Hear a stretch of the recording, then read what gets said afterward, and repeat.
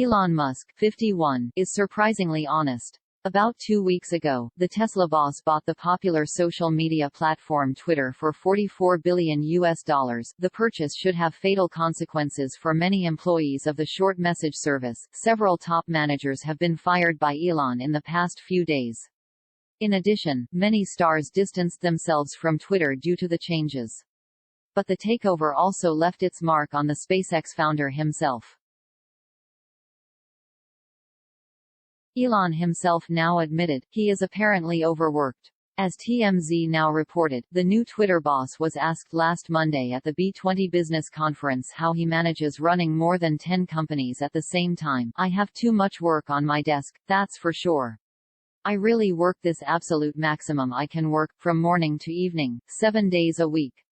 It's not recommended, frankly, the 51-year-old admitted honestly.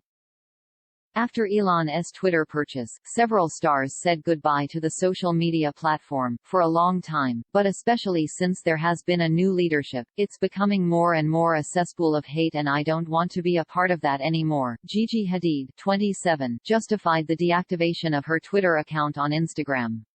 But TV icons Shonda Rhimes, 52, Toni Braxton, 55, and T, 56, Leone also distanced themselves from the app, according to Us Weekly.